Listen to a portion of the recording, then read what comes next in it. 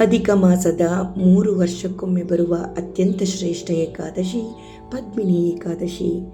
ಈ ಶುಭ ದಿನದಂದು ಲಕ್ಷ್ಮೀನಾರಾಯಣರ ಕೃಪೆಗಾಗಿ ಈ ಮಂತ್ರವನ್ನು ಕೇಳೋಣ.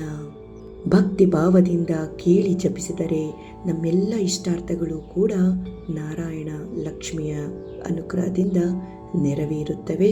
ಹಾಗೆ ಮನೆಯಲ್ಲಿ ಸುಖ ಶಾಂತಿ ನೆಮ್ಮದಿ ನೆಲೆಸುತ್ತದೆ. ಹಾಗಿದ್ದರೆ ಈ ಶುಭ ದಿನದಂದು ಕೇಳೋಣ ಈ ಪವಿತ್ರ ಮಂತ್ರವನ್ನು 21 ಬಾರಿ ಶಾಂತ ಚಿತ್ತದಿಂದ ಕೇಳಿ ಜೊತೆಯಲ್ಲೇ ಜಪಿಸಿ. ಓಂ ನಾರಾಯಣಾಯ ವಿದ್ಮಹೇ ವಾಸುದೇವಾಯ ಧೀಮಹಿ ತನ್ನೋ ವಿಷ್ಣು ಪ್ರಚೋದಯಾತ್. ಲಕ್ಷ್ಮೀನಾರಾಯಣಾಯ ನಮಃ.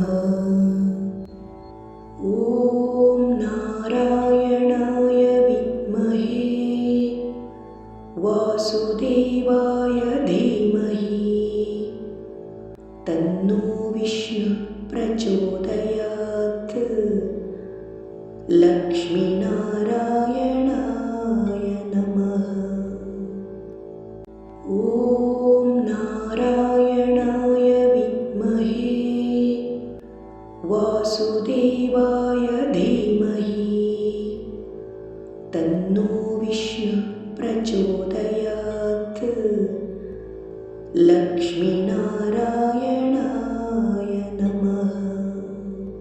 ಓಂ ನಾರಾಯಣಾಯ ವಿದ್ಮಹೇ ವಾಸುದೇವಾಯ ಧೀಮಹಿ ತನ್ನೋ ವಿಷ್ಣು ಪ್ರಚೋದಯಾತ್.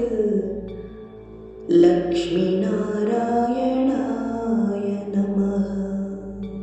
ಓಂ ನಾರಾಯಣಾಯ ವಿದ್ಮಹೇ ವಾಸುದೇವಾಯ ಧೀಮಹಿ ತನ್ನೋ ವಿಷ್ಣು ಪ್ರಚೋದಯಾತ್.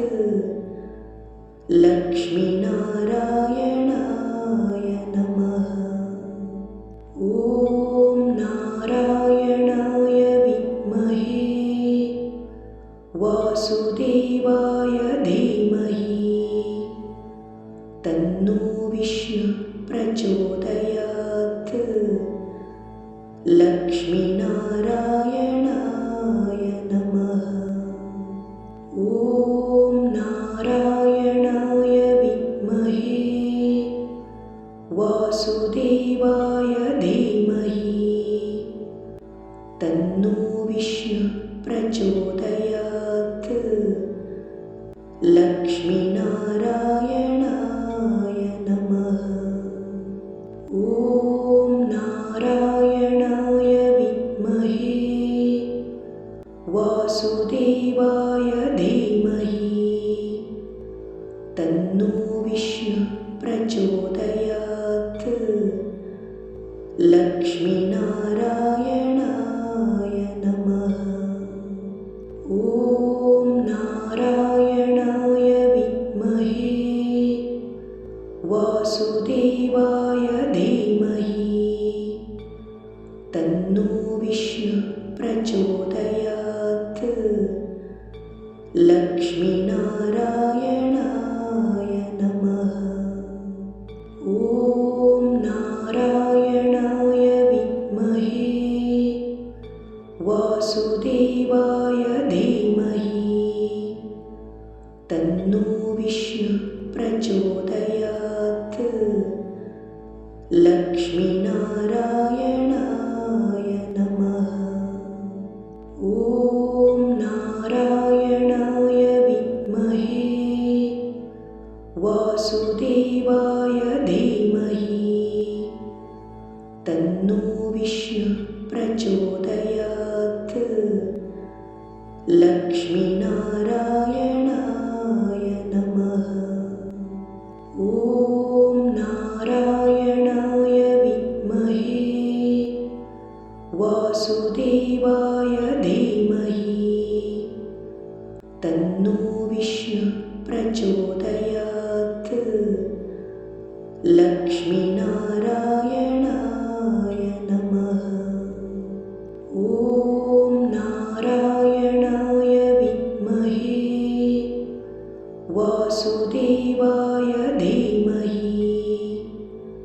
तन्नो विष्णु प्रचोदयात् लक्ष्मीनारायणाय नमः।